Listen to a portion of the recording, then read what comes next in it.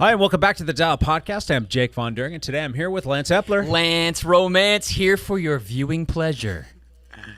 Are you sure about that? Look at how pretty I am. Look at how pretty this is.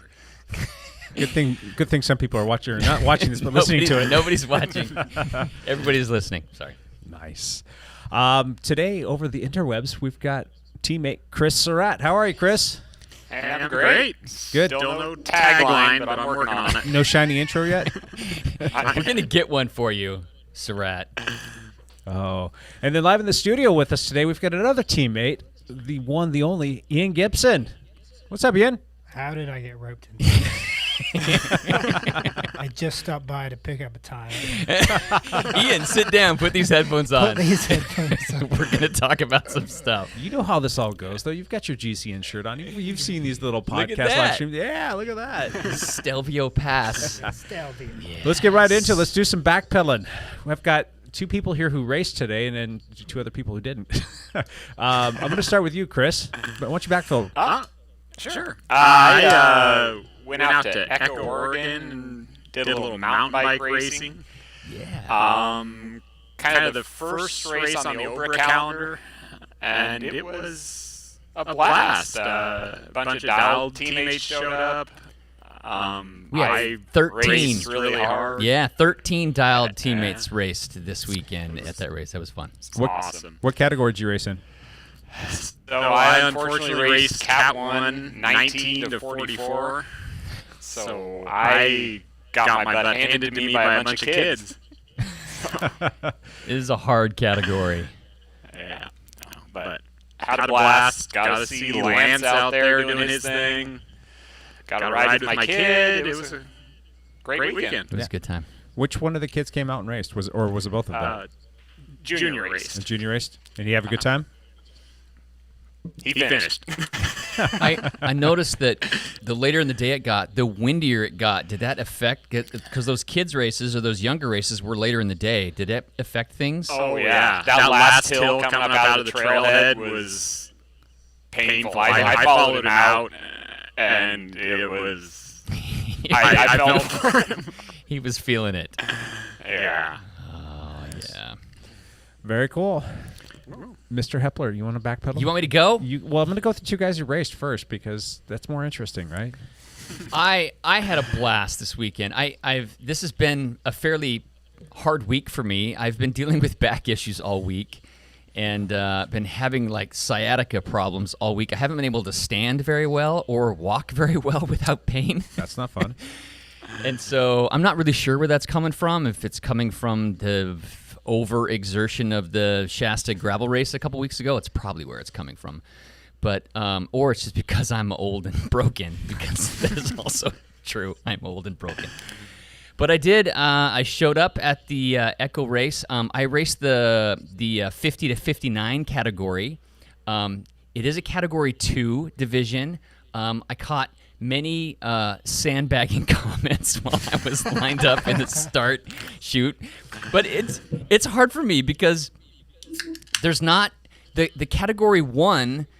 The Category 1 old guy division is 45 and up. Yeah. And so there isn't like a 50 division, and I was not feeling that well. I also went to the race organizers and says, hey, can I move to the Cat 1? And they're like, no, this is all kind of set, so we're not changing categories. And I'm like, all right, I'm going to catch some hate for racing in the Cat 2 50 to 59. And I did. But it was okay. Very cool course. Echo is a fantastic course. There's 17 miles of single track. And I just to kind of lay out how this story goes, because it was interesting this year. There was a remote start and a remote finish. We didn't start and finish in town because of COVID restrictions. They didn't want groups gathering at the finish line. And so there was a neutral rollout. Our group had 50 people in it. So there were 50 50-year-olds who were racing. And we had like a 2-mile neutral rollout, and everybody, we didn't have a car leading us out. We just had to, we kind of roll easy until you get to the... Be on your best behavior. Yeah, timing mat.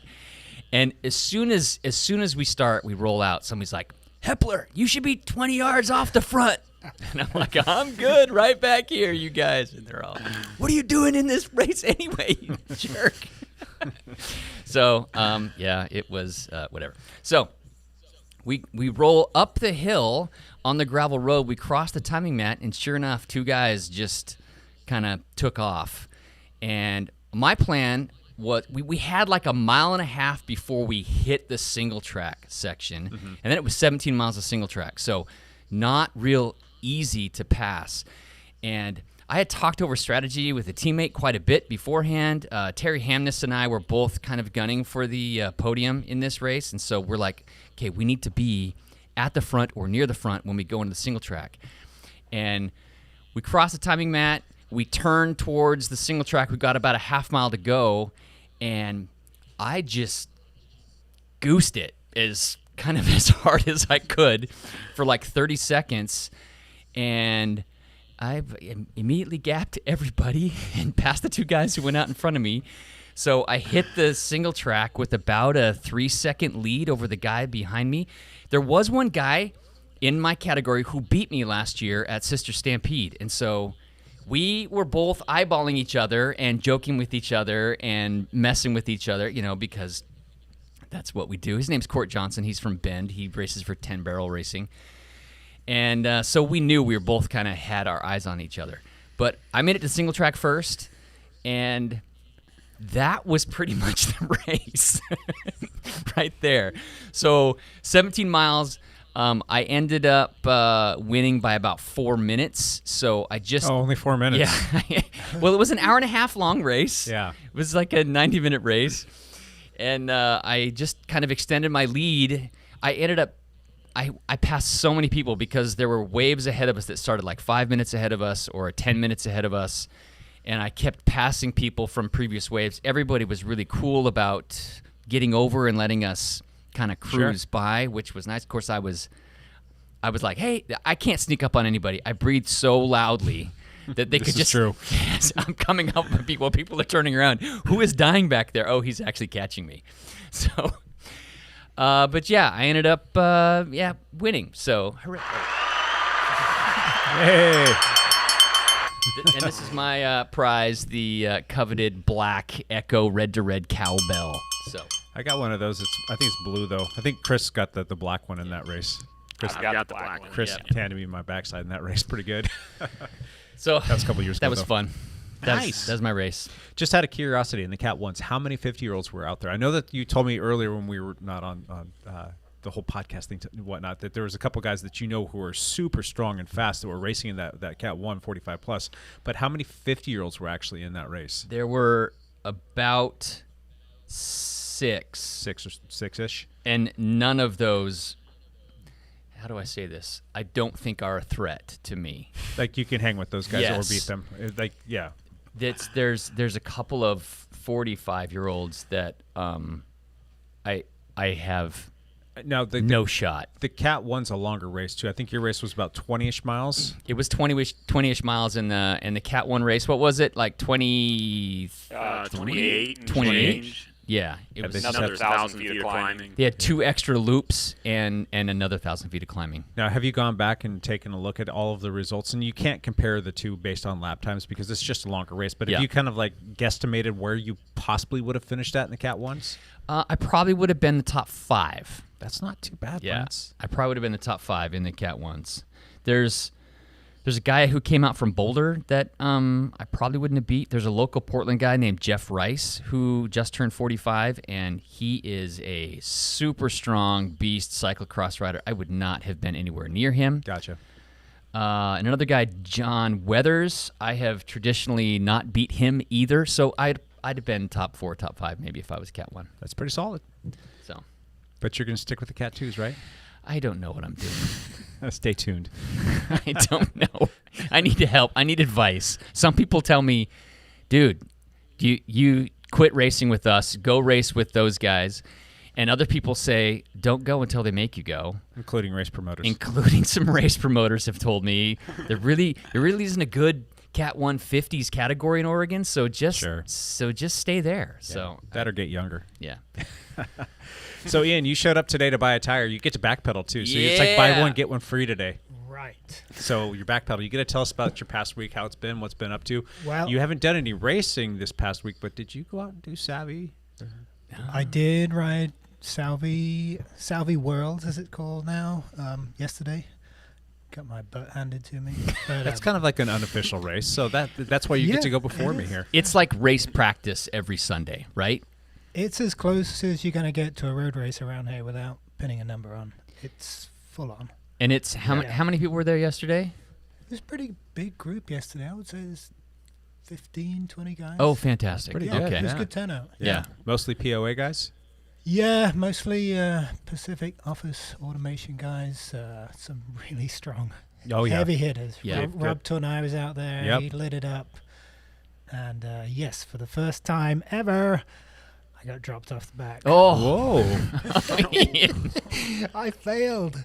Well, you got to take a look at your training cycle where you're at with all of that fun stuff, Yeah. because that's not your MO. You're usually right there mixing it up.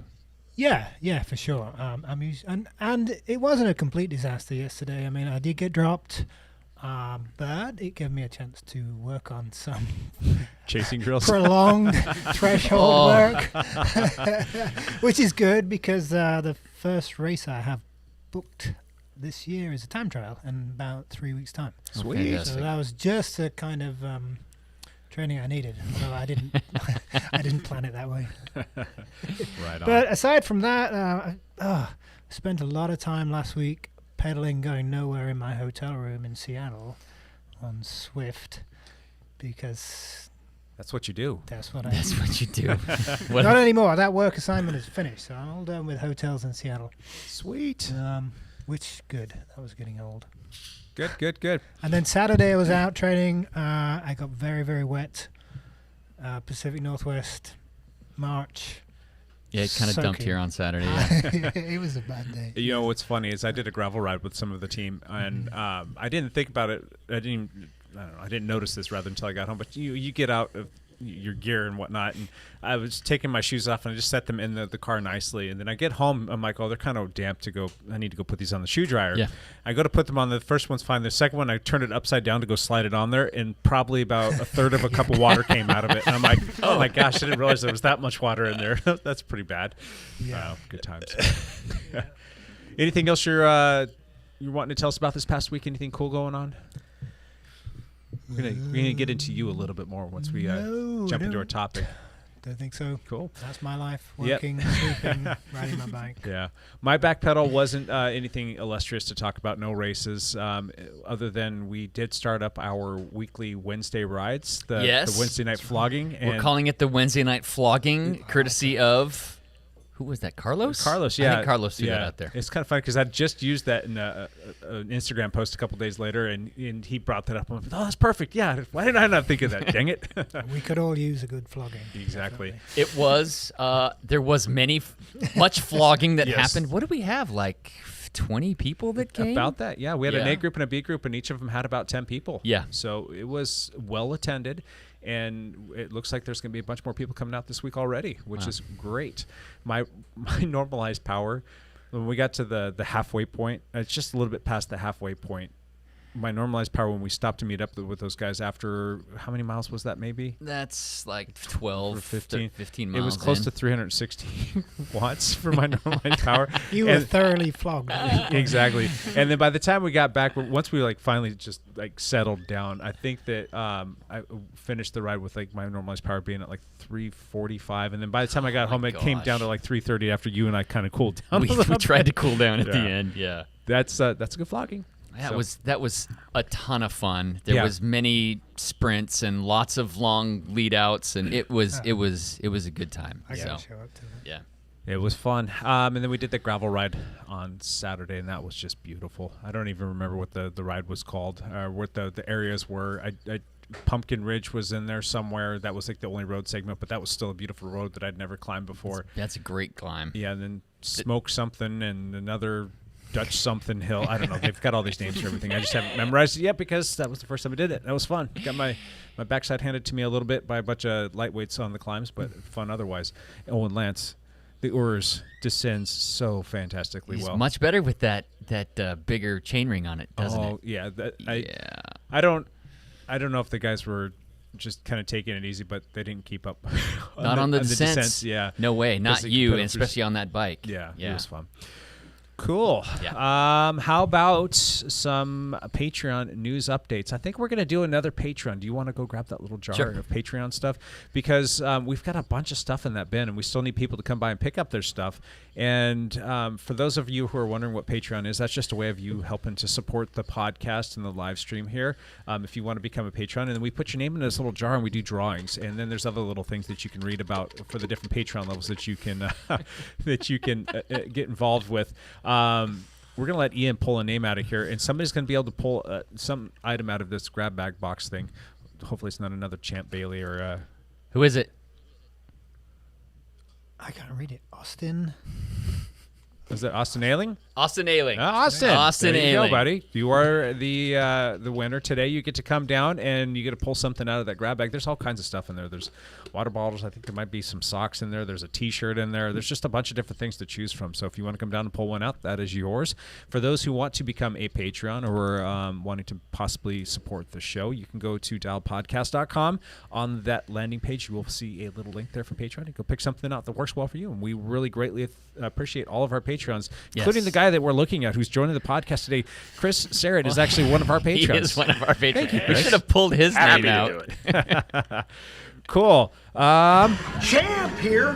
I'm all about having fun. You know, get a couple of cocktails in me. You drinking cocktails now, start a fire Champ? in someone's I got kitchen. LaCroix. Maybe go to SeaWorld, take my LaCroix. pants Hey, off. put your pants back on, man. Put your pants back on. How about some lead out news, man? Tell us about what's going All on. right, There was Champ Bailey a here. little monument race this past weekend. There was one. The first monument happened this last weekend, Milan San Remo. It is Yeah. a gigantic, long, 300-kilometer race. How many miles is that? It's like 170 something, isn't it? 180, yeah. It's Yeah. 180. Every mile of it was televised. Yes, every mile of it was 7 televised. hours, It 6.5 was. hours. It was 6 hours of boredom and then 30 minutes of excitement because not a whole lot happened. But it ended up being very, very exciting at the end. The winner was quite unexpected. Can I just put a pin in this whole thing for 1 second? No. Scott Troutman sends me a text when I'm getting in the car to go to this gravel ride on Saturday. And he's like, hey, do you want any race spoilers? I'm like, no, don't spoil it. Don't do that. So he texts me back and says, great race. I won't spoil it. Ewan, like Caleb Ewan, you and I both know who would win. I think they got too pincocky. You gotta be kidding me. It's a wout time to see who the MVP is. I'm Alaphilipping out here. It doesn't matter who won. He's killing me, Smalls. So Okay. no shout out to Scott. That was well played. The Nice the big selection point happens on the Poggio, which is one short, like 5-minute climb, which is right near the end. I don't know, what is it, like 10 kilometers from the end or something? I think it's very close to like 10 or 12 kilometers from the end. And yes, all those people were in that move. Matthew Van Der Poel, Alaphilippe, Caleb Ewing, who else was in there? Jasper Stuyven, Wout van Aert, Peter Sagan. There were a lot of big names in there.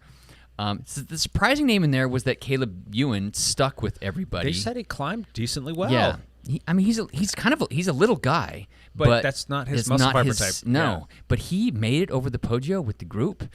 Alaphilippe kind of made a hard effort, and Van Der Poel pulled him back in, and then they kind of were all looking at each other, and with about 2.5K to go, almost at the bottom of the Poggio, Jasper Stuyven from, am I saying his name right? Stuyven?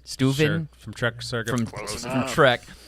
He bangs off the front with 2.5K to go. He just takes a flyer. He looks around the group and says, I'm not beating any one of these people in a sprint. I'm going right now. Yep. And so he goes.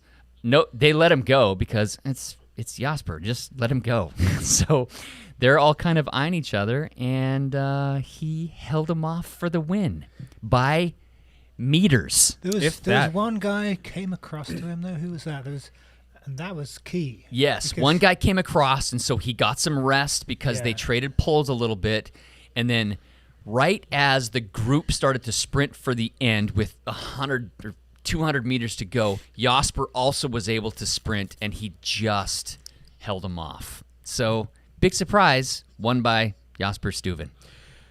I love it. It's nice to see that these guys are also worried about like the other people that they're around. Yes. They let that guy get away. I've seen that happen in races before. Yeah. Granted, it's much smaller, but everybody's worried about one guy, and then I don't know. Well, when you look at the composition of the group, they were chasing. There was no team represented. No. Everybody was on their own. Everybody was on their own. Nobody had a lead-out guy. Perfect situation for the guy that off the front. Yes. Nobody wanted to bring the others up. Yeah. Correct, because if somebody else had gone really hard, they would have just pulled them all together, and then the sprinter wins it, which would have been Ewan most likely. Yeah. So, cool. Crazy.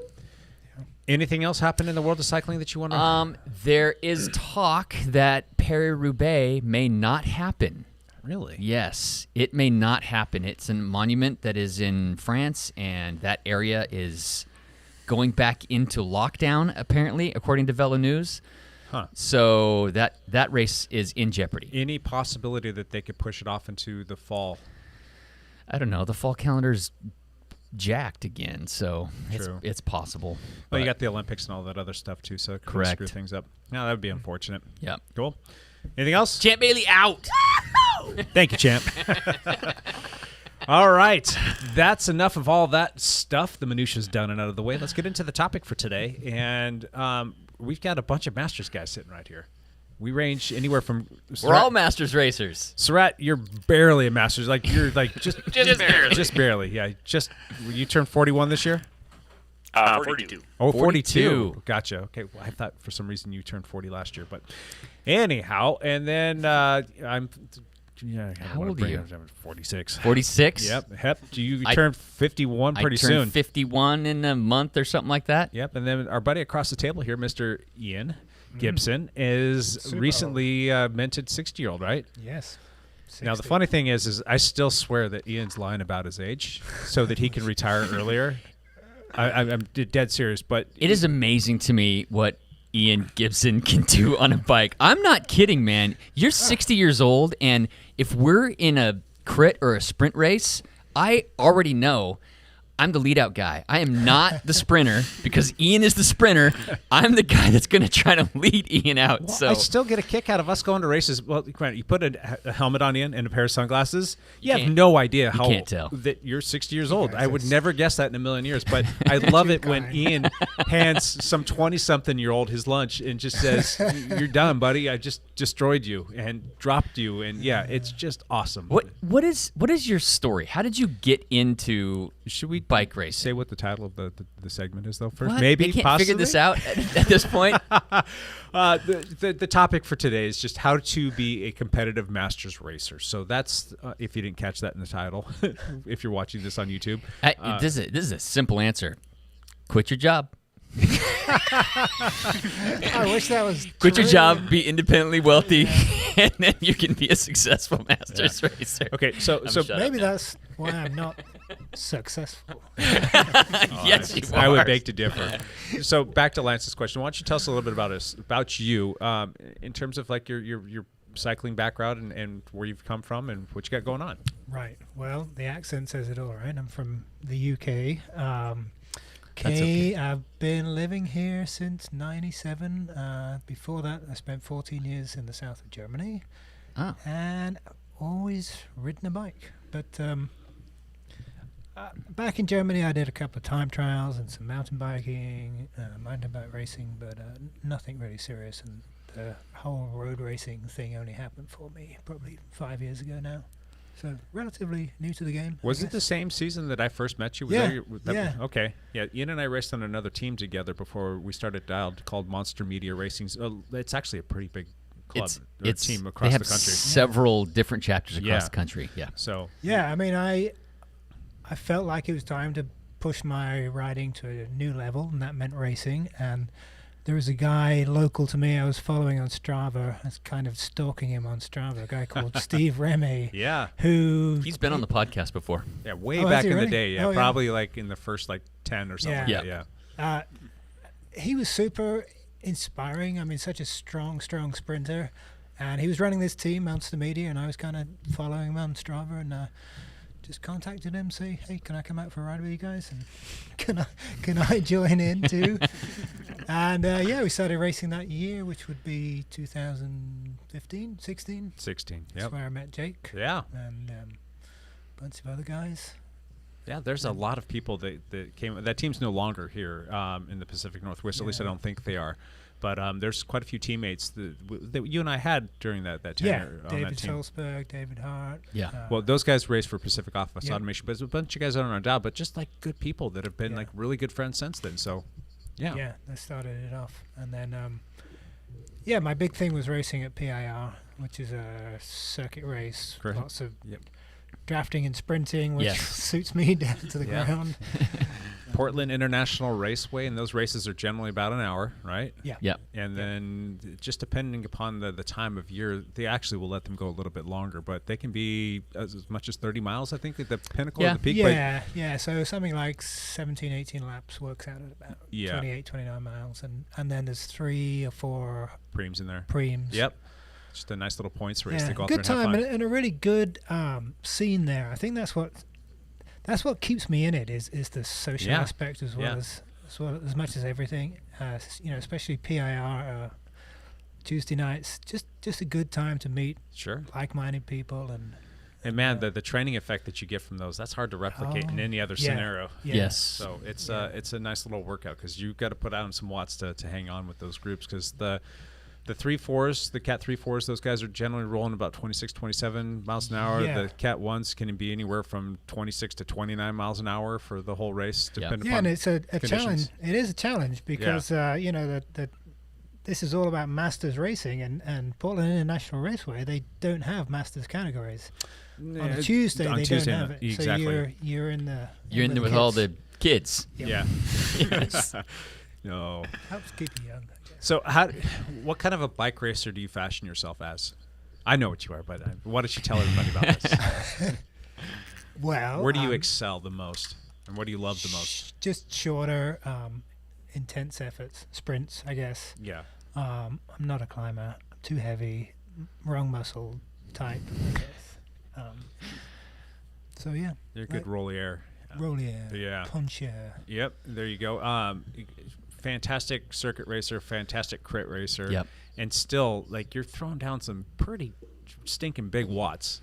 I mean, you're seeing some big numbers still. I mean, where are you at? Do you want to share those with you? Is that a little too personal? No, it's not too personal. It's not. It's really not that impressive. That's not how if I've ever done well in a sprint, it's been mostly about getting in the right position and following the right wheel and a little luck. I mean, if I pull out a 1300 watt sprint, that is exceptional for me. That's absolute ceiling. So usually it's less than that. But how many 60-year-olds are doing that? And with an FTP, you're probably north of 300 with your FTP. I mean, how many 60-year-olds, Lance, do you know, or Chris, do you know, that are doing that kind of stuff? None. Exactly. Yeah, that's Ian's good. it. So, I mean, you've got enough prowess about you, and you've got enough like physical ability to go probably race at the national level and do really stinking well. Well, I'm hoping that nationals are going to happen this year, and that's exactly what I'm planning on doing. The road race? Yeah. National road race. Yeah, I think it's Clay County, Florida, supposedly. Okay. They're talking about mid-June, date to be announced, but So would you also do the crit, and would you also do the time trial as well? I mean, those are your wheelhouse. not the time trial. Not the time trial? Not even. I hate time trials, and I suck at time trials. I feel you there, man. And if you do a time trial, there's nothing left in the tank. I mean, depending on the schedule, but Sure. I could not. A couple of times I've tried to do a crit after a time trial on the same day, and it's just miserable. Omnium gets you, huh? Yeah. Yeah. Yeah. Gotcha. Cool. All right. Well, so let's get into the things that we want to talk about, the things that we think we need to be mindful of if we want to be successful at the Masters level. Lance, why don't you hit the first one up? Well, the first thing I think is important for Masters racers, or how to become a competitive Master racer, is how you track your recovery, or how important is recovery. So, Ian, what kind of things do you track or look at, or how do you handle your recovery? It's kind of handled for me in a lot of ways. So I do have a coach, and she sets out my schedule and she tells me when to rest. And I don't know what that word means. What does that word you mean? don't. What does rest mean? 240 days straight. 225. This is stupid. Yeah, no, it's what I think as a Masters racer, that's probably, you touched on probably one of the most important things. And as we get older, we need more of it, more rest. So, and it's easy not to take that rest. You get into this mindset of the harder I train, the more often I train, the faster I'm going to get, and it's just not true. I don't Guilty. think. Yeah. Surratt, what do you say about that? Yeah, I kind of the same thing. Recovery as I get older is a bigger and bigger deal. I use a whoop and resting heart rate. Well, that's funny. All three of us have whoops. Me and Ian and Chris. We actually share our numbers with each other every day as well, but that's another story. And it's a great guideline. But one thing I've really had to do is if I get on the bike and I'm supposed to do VO2 intervals, I start and it's just not there, then I just don't do it. And, listening to your body as you get older, I think is really important. Now, do you have a threshold when you're supposed to go do those VO2 efforts? Like sometimes you'll get started, you're like, oh, this just does not feel good. And then all of a sudden you're like 15 minutes into it, you're like, oh, you know what? I actually feel pretty good. And the next you have a great session. But do you have like a threshold that you look at, like after this amount of time, if I'm still not feeling it, I'm pulling the plug? Yeah, I warm up about 15 minutes. If my heart rate and power aren't where I think they should be, if my legs just aren't feeling it, then it's a recovery day or it's a zone 2 day. But it takes 15 minutes to really get that feel. For me, I find that it's the second set of intervals. Yeah. It's halfway through the second set of intervals. The first one can always be daunting, but usually I get through the first set. If I'm halfway through the second set of intervals and it is not right, that's when I pull the plug. Gotcha. But if I get to that second point and I'm like, okay, I can see myself doing 3 more sets, I'm going to be okay. Yeah. Gotcha. I'm the same way. I need to warm up for 20 minutes, though. And that's where I will know, like, all right, I need to pay attention to that exactly. Like, if I get through my first interval, I'm like, that was really crappy. I think I can do the second one. But if that second one kind of starts to feel bad, that's a pull the plug. That's that moment right there that I'm doing that. How about you, Ian? When do you know that you need to kind of pull the plug, or do you just do it and think you may have another kind of thing? The point is, you really don't know when you first get on the bike how you're going to feel. Sure. And it does take, I always warm up for at least 20 minutes. And then, I roll into the first set, and if that feels good, I'll keep going. I think I agree with Lance on that. Yeah. But, there's no real indicator to... You may think, oh, today I'm going to crush it, and it's just not, and it just doesn't happen. And then other days you feel fatigued, you feel lethargic, no motivation, and then as soon as that warm up's done, then hey, it's happening. Yeah. So yeah. You don't know until you try. Gotcha. Right? What about sleep? Because this is one of the things that Whoop does so good in really helping you track your sleep and the quality of sleep you're getting and what factors help you with your sleep. I know for me, during my working career, I used to pride myself on the least amount of sleep I could get by and still function. If I could get 3 or 4 hours of sleep a night and still function, boy, that was like a badge of honor. And now it is the complete opposite of that. I'm trying to get as much sleep as possible.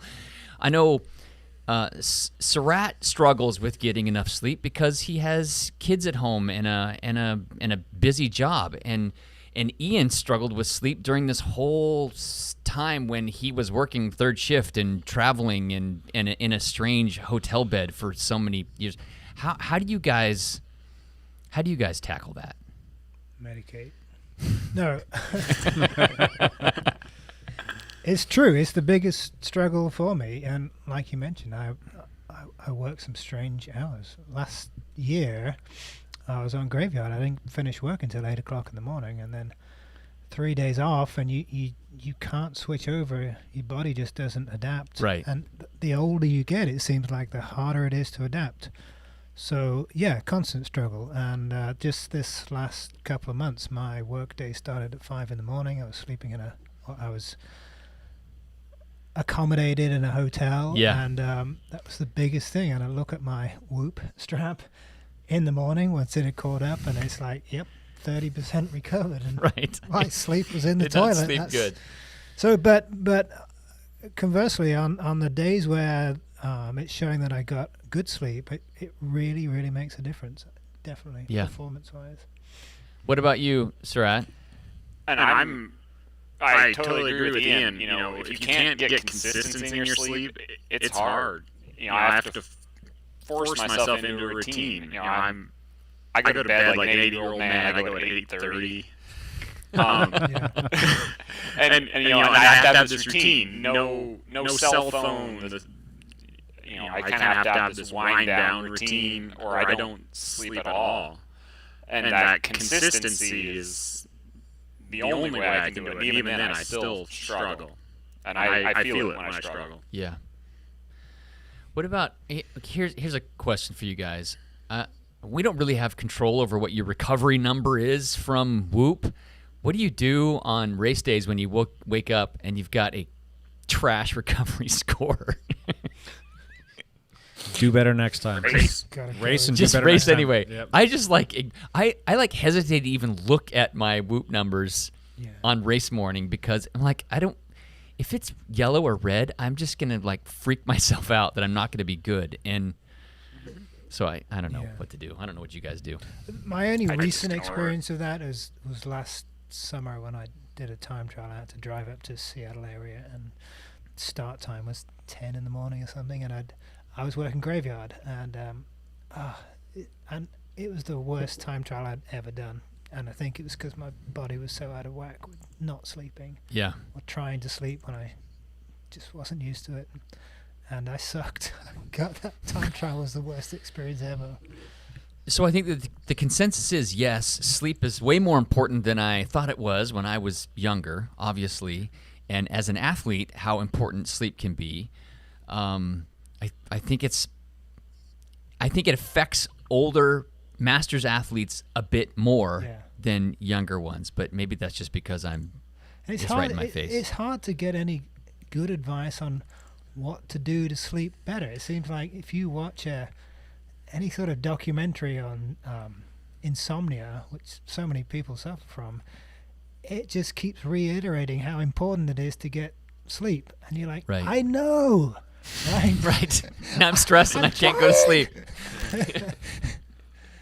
Yeah. Do you ever use a mask or earplugs? I always sleep with earplugs. Always sleep with earplugs. Yep.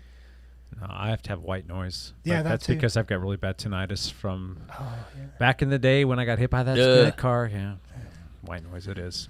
If I don't have it, I have this massive ringing that I hear, and it drives me absolutely bonkers. So and the then white I'll noise perseverate on out. that. Yeah, exactly. So, what about you, Surat? Again, just consistency. Dark room. I need absolute silence. Yeah. Which, in a house of kids and wife and dogs is sometimes hard. Crazy. Huh. Do any of you guys use anything to help you sleep?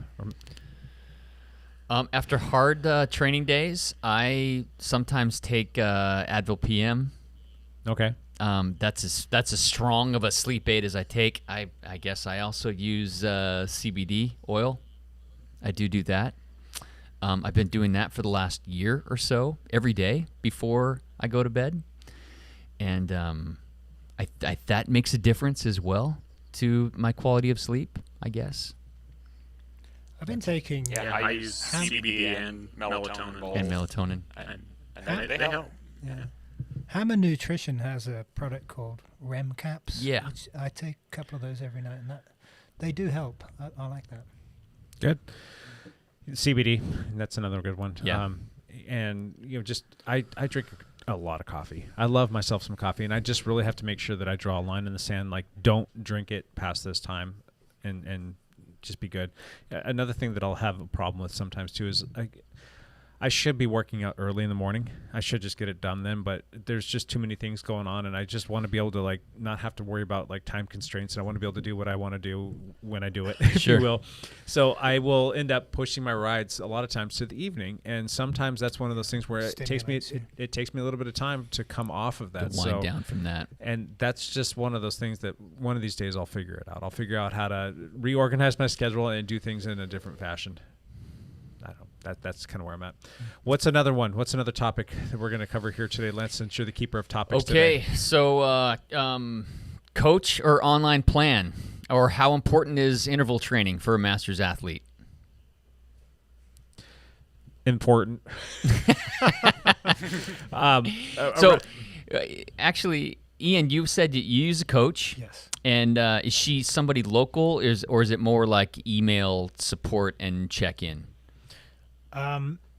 She's not local. She's over on the East Coast, in somewhere Washington D.C. And she was actually coach of our friend Mike Myers. Myers, Oh, okay. Passed away sadly. She was his coach for a long time. He was a huge inspiration to me as an athlete, and I went to him asking about coaching, and he turned me on to her. So everything's done through Training Peaks, and it works out really well. So it's really coaching light. She's not, she's not watching me ride. We're not calling each other every day.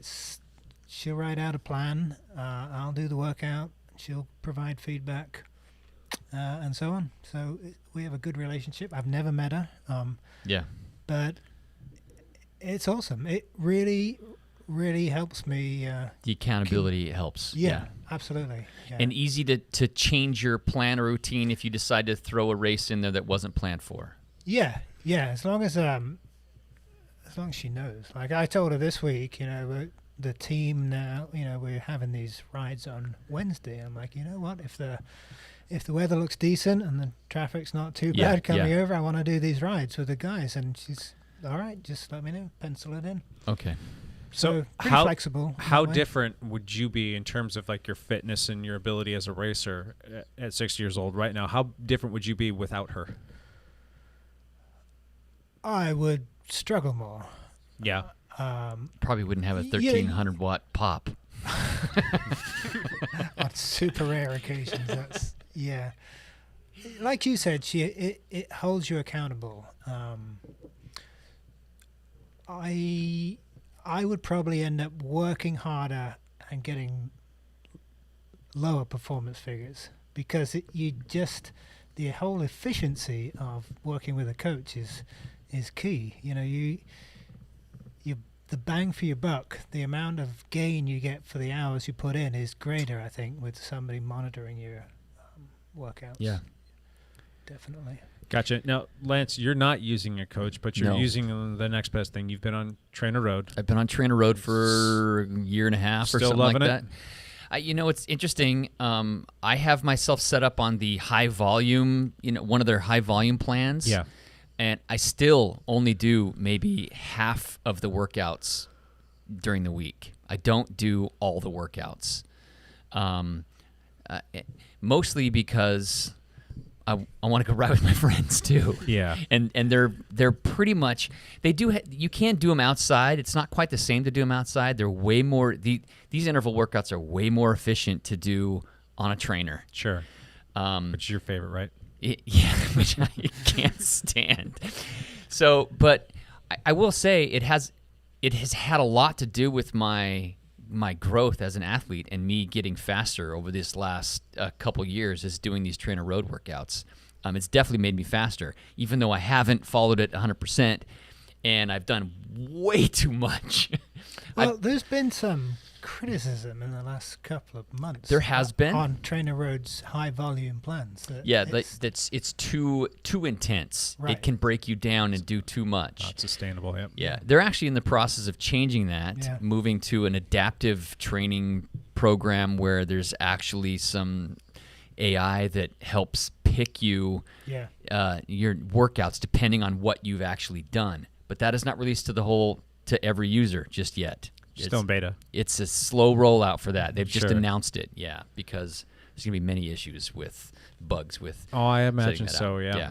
Now, Lance is basically utilizing half of his program that's being prescribed to him. What would your coach say to you? If you only did half of the workouts, would she call you out on that? Does she do a really absolutely. good job of holding you accountable? She does. Okay. But I'm pretty accountable to myself as well. So she has commented numerous times how well I stick to her plan. Yeah, I see all your rights. And yeah, that definitely helps. If I had a person to respond to, I would be way more. I would stick to the plan way better. Well, I mean, you pay your money and you take your choice, right? If you have a Trainer Road subscription for what, $20 a month? It's $15 a month, I think. $15 a month. Yeah. then it's going to be a kind of a one size fits all approach. Whereas Right. I pay just over $200 a month, and I think it's money well spent. If you can add that to the budget, if you can afford that. Sure. That actually seems like a bargain. I mean, my triathlon days, I paid $400 a month for a coach. Wow. Yeah. Another reason not to do triathlon. We quit doing triathlon. Yeah, I mean, there's obviously different levels of coaching, and I'm on the coaching light plan for sure. Yeah. But still, it holds me accountable, and like we were talking about earlier on, one of the biggest benefits is she knows when I need to rest before I know when I need to So rest. I was just going to ask She you can that. see the trends, Yeah. right? So Yeah. I was going to say, what are the metrics that she is using to identify and say he needs to come off a little bit? I mean, it's not like she looks at the metrics but then she looks for feedback from you as well. So it's if you want to get the most out of the coaching program, you have to provide the coach with the feedback. So Right.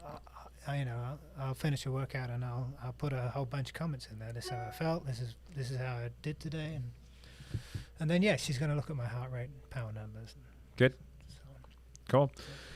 Chris, some of the YouTube people are telling us that we're getting a little bit of feedback on your microphone. I'm going to try something. So for some reason you go quiet. Sorry, I'll turn it back on. But what are you doing in terms of measuring your recovery?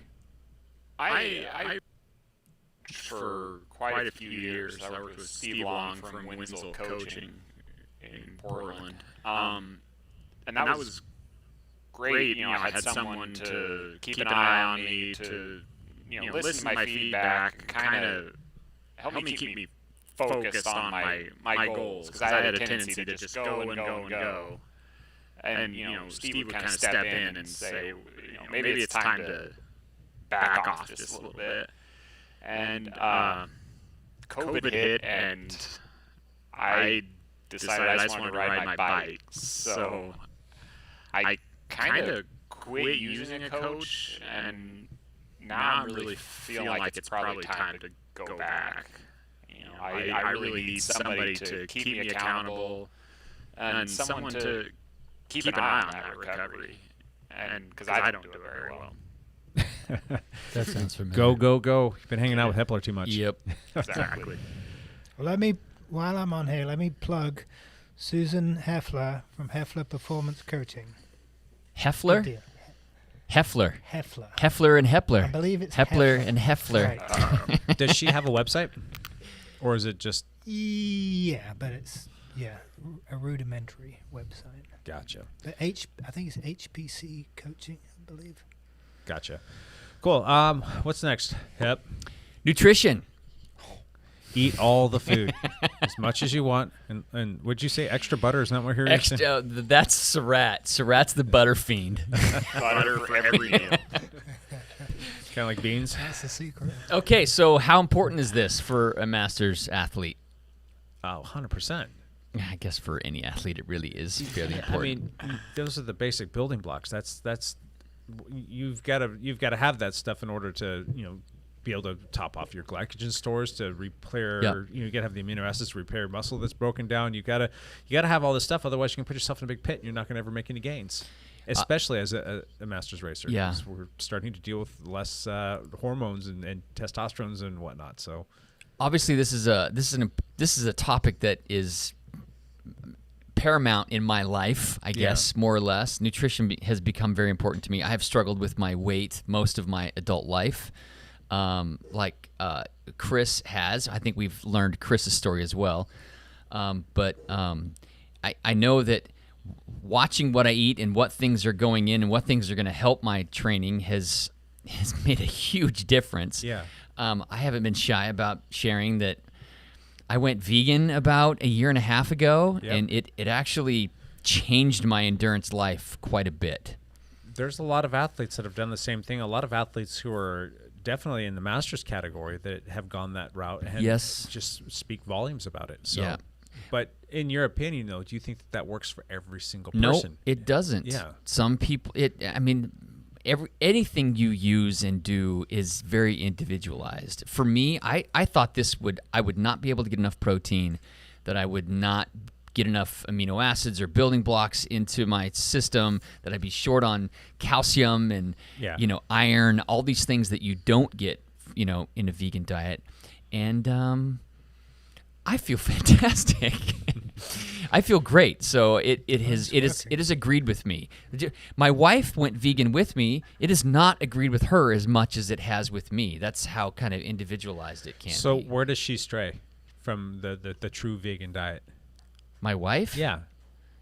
I'm not gonna rat her out. Well, no, I mean, National TV. I think that like my family, I mean, that's kind of we're not vegan, not by any means at all, but Yeah. we kind of use that as like the foundation. And I don't think that you have to like completely omit every single last little thing, but Right. there's certain things that we will still integrate in there. Like we maybe have red meat like a couple times a year. Yeah. But we don't. It's not in our normal routine. It's not a part of our normal diet. We Right. have fish quite often, so I'd probably like we're vegan with a touch of pescatarian in there. I don't know. It's just like Right. whatever. I mean, we could probably sit down and define it and give it its own little category. But really, at the end of the day, it's about not eating processed food. Yeah. And it's about watching what you eat and what you eat, or when you eat it, and how much you eat. And Yeah. that's a big part of us. And just whole foods, unprocessed, Yeah. clean, organic, all that kind of stuff, and just not eating too much of it. That works really well for my family, and that's kind of where we've been at. My vices are soda and candy. I still drink soda and I still eat candy occasionally. Yeah. Quite more than I should. So. Sure. But this diet for me I was very influenced by local athletes who were vegan, national athletes who were vegan, like the vegan cyclist Tyler Yeah. Pierce, and what's the other guy's name? I think he eats plant-based as well. Dylan Johnson. Oh, okay. I think he's plant-based as well. Okay. So, I mean, those are big YouTubers that are phenomenal cyclists and kind of eat plant-based as well. And so I thought, okay, well, I need to try this to see if I can catch up to these other older 50-year-olds that I was trying to compete with in the cyclocross ranks, and it's working for me. Gotcha. How about you, Ian? What do you subscribe to in the nutrition category? What's your deal? Well, I don't eat a lot of meat. I try to eat quality meat when I do chicken, mostly. But I don't eat a lot. I don't really have a macro plan for nutrition. I snack too much. I like chocolate too much, more than the occasional glass of wine. So actually, I lost a whole bunch of weight. I lost 10 pounds or so this time last year, but it's all come back on, and I really haven't dropped off the wagon completely.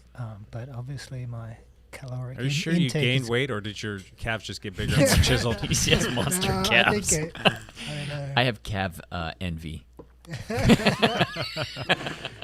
But I think more important, well, not more important, but alongside this sort of macro discussion on nutrition is this concept of fueling for your rides. Sure. Like eating the right thing on the morning or during the rides. And that's something that I'm always trying to tweak. Like, what is the best way to fuel up on the day, or when to So give eat us an that? example. What is your go-to before, like, let's say a big race or a big training ride or something like that? And that's going to change, obviously, because there's a difference between like an hour and a half race versus Yeah. like a 4 or 5 hour training ride. But in general, Well, I don't know. Yesterday was a not a race, but it may as well have been. It was a fast group ride, Sure. 60 miles, race pace basically, and I had a plate of potatoes before I left, which I don't usually have potatoes for breakfast, but I figured the carbohydrates would be good. Usually fry up an egg and put it on there. But Yeah. that's not my usual diet. How about I don't know. Before any big Potatoes. ride or big race, I have oatmeal with berries and nuts on it every time. I thought it was Skittles and Rockstar. Skittles and Monster. It's Monster, and sorry. Skittles. No. I have oatmeal with berries and nuts. Yep. How about you, Chris? Lance kind of hit on it. I think there's a lot of good diets and nutrition plans out there, and they don't work for every person. Yep. Really, I focus on clean, non-processed, whole foods. I know it doesn't work for everyone. I'm a big proponent of intermittent fasting.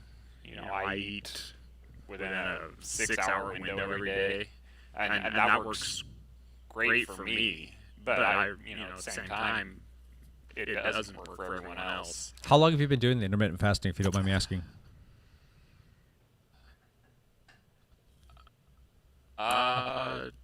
2 or 3 years now. Okay. Well, yeah. And you've got an incredible story on weight management, don't you?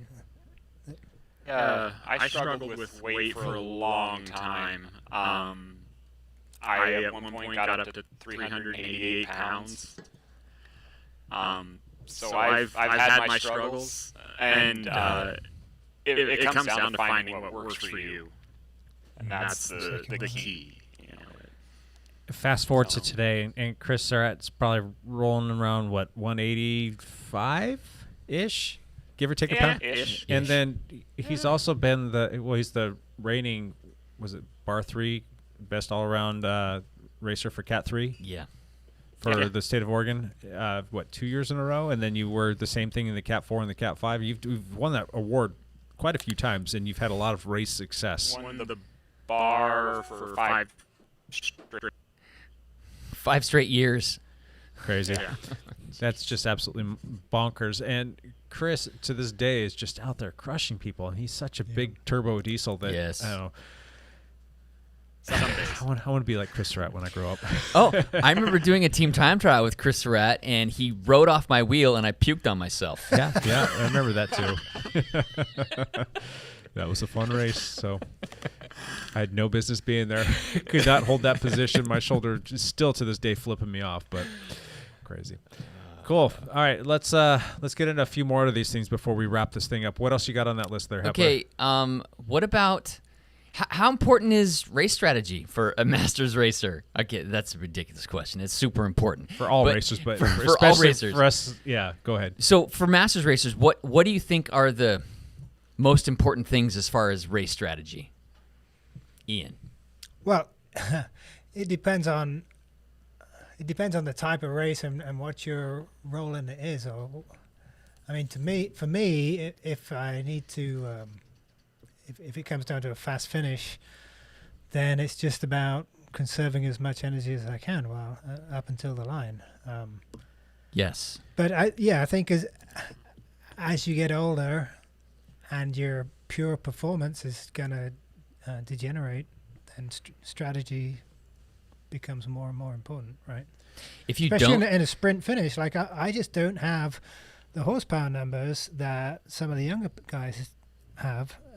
In a straight up drag race, I'm going to lose every time. So it absolutely comes down to whose wheel you're going to be on, and yes. and where you're at in that race. 1 kilometer out, 2 kilometers out, especially on the amateur races that we have, where you're only afforded half the road width, really, center line rules. Yeah. You can get blocked out of finishing well so easily. Mm-hmm. You've got to be thinking about the finish line miles in advance, and if you're not smart, you just, no matter how much horsepower you can pull off, you're not going to get anywhere. Right.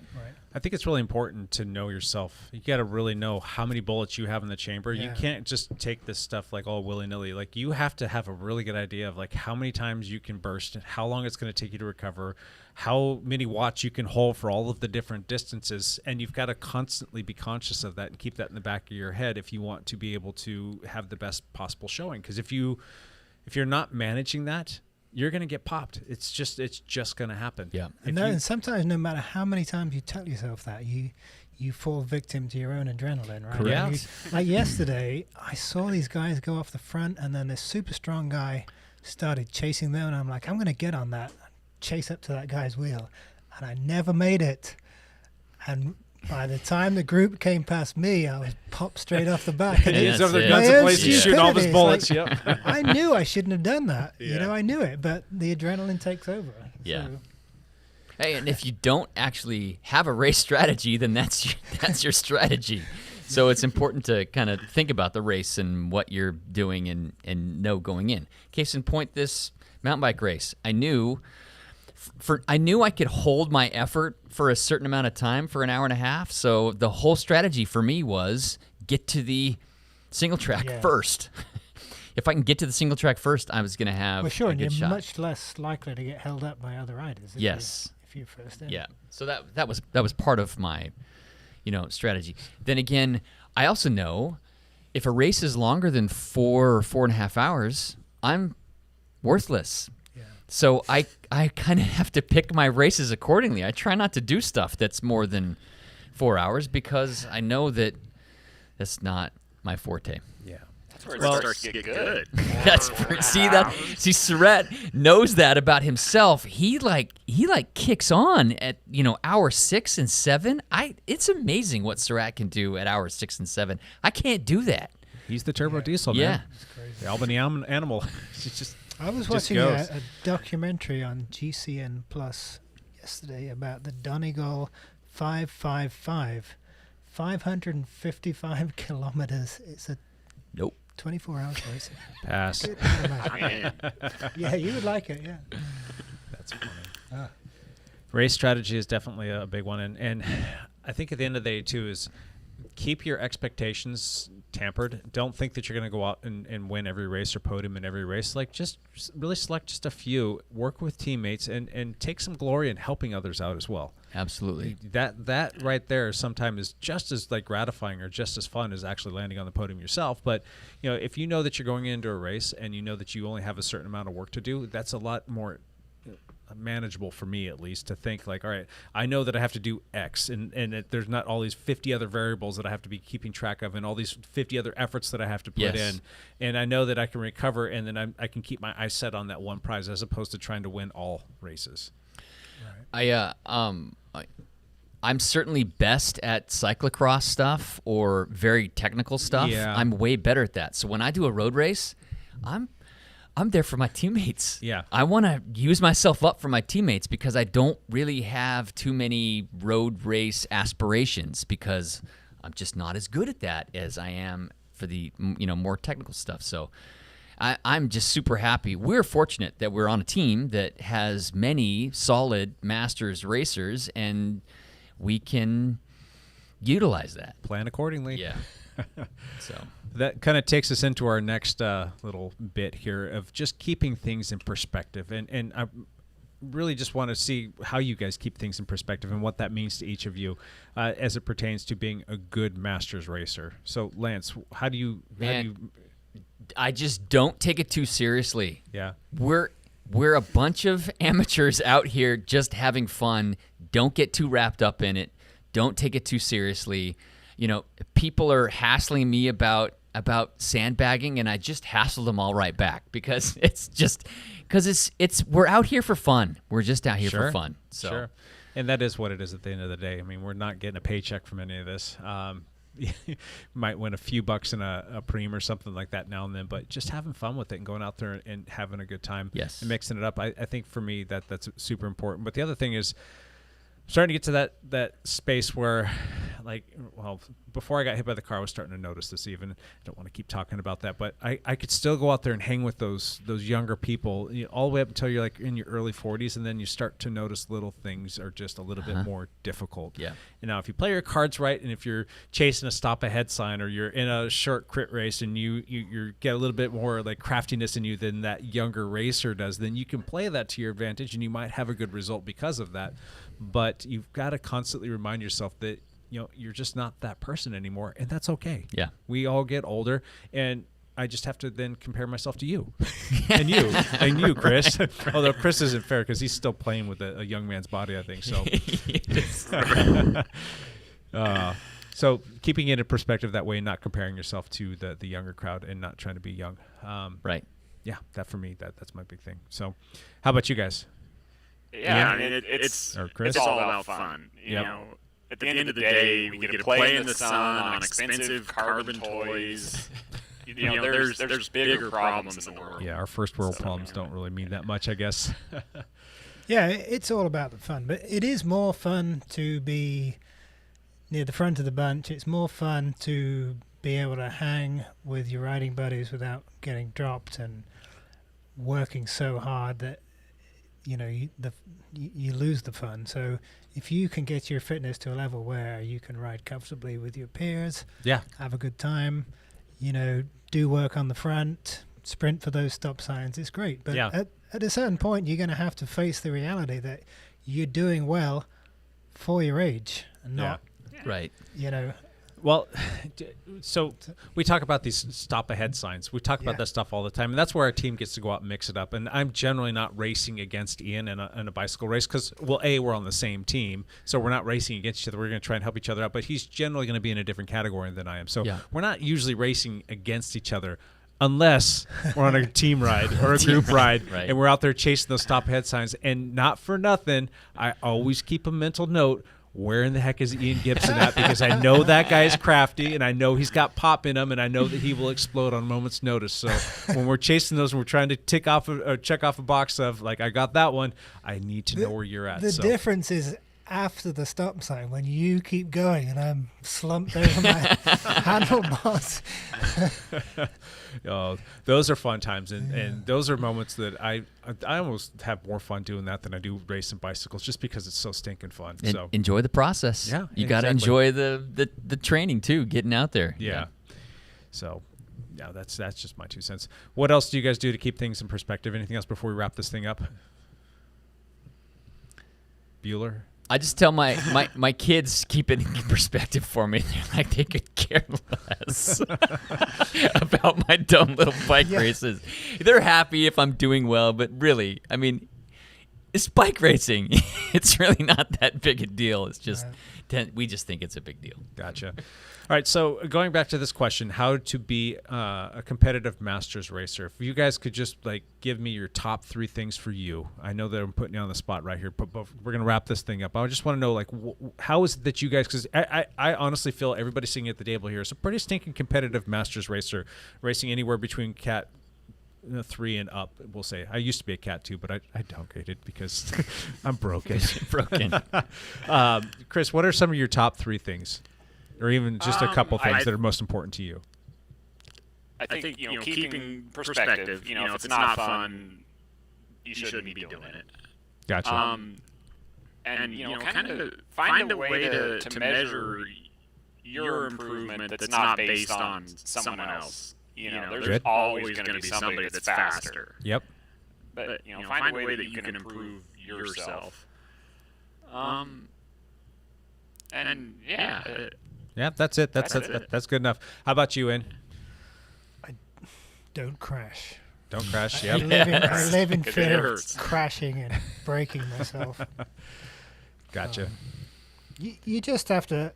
The reality is, to stay in shape each year, it seems like you have to work harder at it. And I reached the point where I'd done so many bike rides that getting stricter, getting on a program, doing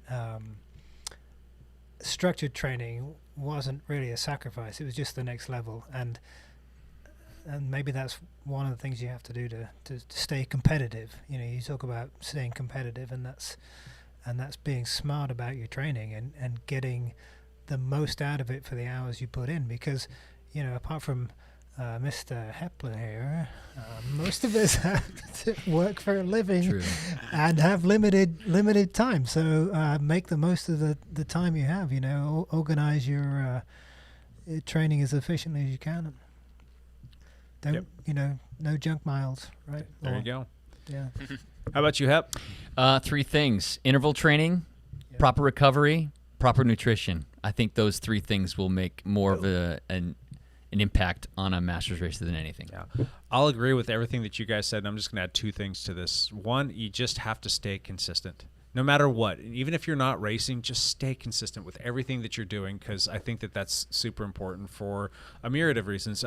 If it's not being competitive, it's just keeping yourself fit and healthy. I mean, I see too many people that are in their 40s, 50s, and 60s that just they fall off the wagon. They don't keep themselves fit. They make poor life choices, and the next thing you know, we're hearing about illness and disease and even sometimes death. I mean, that scares the what out of me. Just thinking about like what could go wrong with me if I decide not to ride bicycles anymore. And I think there's something that's super important about that. And then the other thing is surround yourself with like-minded people. Having those like-minded good influences around you, like what if I like to hang out with people that were into like I don't know, making beer and Right. barbecuing and just being sedentary and just football and like all these other things. Like, not that those are bad things, but if in excess, and that's usually like for me, I'll gravitate towards one thing that I really like glom onto, and that's my thing. That's bikes, for me. Yeah. But if it weren't bikes, it were one of those other things, I'd be a completely different human being. I'd be sitting here probably, twice as big as I am now, and that would be not pretty. Seriously, and just not in a healthy state of mind. But I've surrounded myself with like-minded people, looking at all of you guys across the table and on the interwebs over there, Mr. Surratt. And you guys motivate me because I want to keep up with you. I want to go out there and have fun because I've had that fun with you guys, and we've gone out there, we've mixed it up, and I wouldn't trade that for anything in the world. That, to me, is like super important. That's a good point, yeah.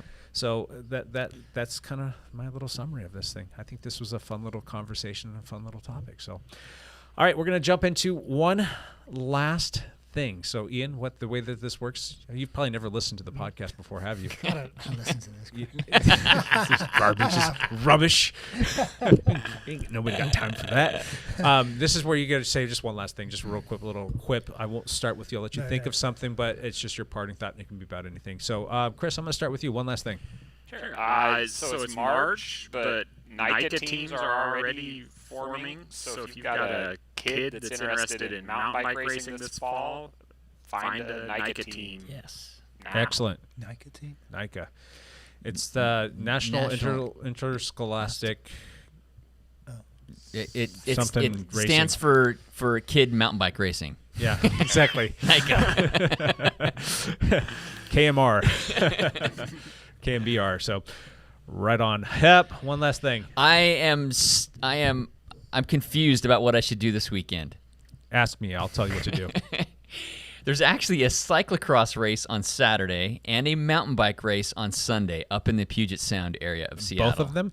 There's one on Saturday, one on Sunday. What's the mountain bike race format? It's similar to what I've been doing before, roughly an hour and a half. Time trial? Yeah, time trial format. Part of a series? It's part of a series. Do you have series points? Yes, I do. Do you have any ability to win said series or at least land on the podium? Maybe land on the podium, but I missed the first two. Probably not. No, probably not. Do your math on that one. Yeah. I don't know. I think that if you go up and do the cyclocross, I think that would be good because it's kind of supported by some local people here. It's part of the WSBA thing. Kevin Highland, is it? Kevin Highland is doing the course design. Set up, and he's trying to promote it down here. I've seen a few things, which would be good. You want to support that kind of stuff, and I think that kind of really sets the table for cyclocross. That's your jam, dude. Yeah. But be mindful of that back. If my back's not feeling better, I'm skip it because the real important race is in 2 weeks, which is Mudslinger. Yeah. If you can go and do it, probably just pick one. Don't kill yourself. All right. Yeah. I'm going to ignore all that. My one last thing is Lance and I have been doing a little bit of this playing around with these Garmin and Wahoo devices. We've both been using Garmin for many, many years. Yep. Many years. As a matter of fact, I saw this thing pop up in my time hop thing of a picture of a Garmin Edge 305 that I sold 9 years ago, and I had it for 2 years. So I've been using a Garmin device for 11 years now. I did the math this morning. That's a lot. Literally, I'll show you later on when we're done here. But he and I have been playing around with the Wahoo Element Roam, and I got to say, I'm pretty impressed. I like it more that after I've used it for a while. But we don't want to give away too much because we're going to put out a video on that, and I think that we're going to try and get that summarized this week, and we'll have a video coming out, hopefully if I can get my ducks in a row this coming week, and so you guys can check that out. If anybody's been on the fence, we can kind of help answer some questions, we maybe. Can. Yeah, we can answer questions. So that'll be coming out. And then our boy Matt LeGrand, who's not on the show with us today, and Evan Price is not on the show today. Evan had his stuff going on, and he just wasn't going to be here until, I think he's probably here. He might even be floating around somewhere. I haven't seen him yet. Yeah. And then Matt was tied up with work-related stuff. Yep. But Matt's been putting out consistently great content. He put out his heart rate monitor video, which was hilarious. It had a great intro. You need to go all watch it. Yep. And then this morning he released another one about the top 10 pro triathlete channels. YouTube channels that you should be following. Yeah, that's a good one. So if you want to check out Matt's stuff, you can go to youtube.com/mlegrand. Other than that, I think that's it, guys. I think that's a wrap. Really wanted to say. Did we do Ian's one last thing? Did you do one last thing? No, I didn't. Oh, gosh darn it. Yeah, do one last thing.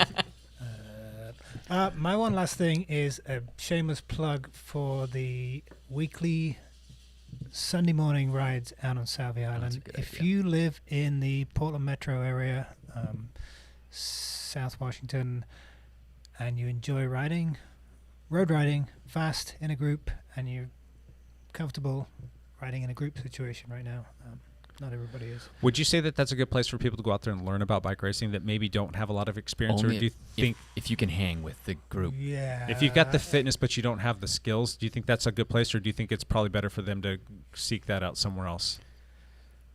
That's a good question. I mean, they're super nice guys. They are. But it is kind of expected that you know how to ride in a group. Mind yourself, yeah. Yeah. Gotcha. Yeah. So, come out and try it out. And then if you do get popped off the back, if you can't hang on the pace, the routing around the island is such that you can just go ride in the opposite direction and join on the next lap. So Yeah. it's really good. I will say during the month of April, they are halting the ride on the swapping. It's going to be a Hag Lake Sunday right. morning. They're moving it to route. Hag Lake. They're just going to try a different place. Yes. Try a different place. Gotcha. Laps around Hag yeah. Lake instead of laps around Salvie Island. And I don't have the details on that. David Root, I guess, would know more. But as far as the Salvie ride goes, it meets at 9 a.m. at Q Coffee in downtown Portland. The Pearl District. Yeah. Pearl District. They've got a Sunday morning. Facebook group Yes. as well. That's a closed one. You can go and join that, and they'll let you in and whatnot. But that's the Savvy Worlds. Yeah.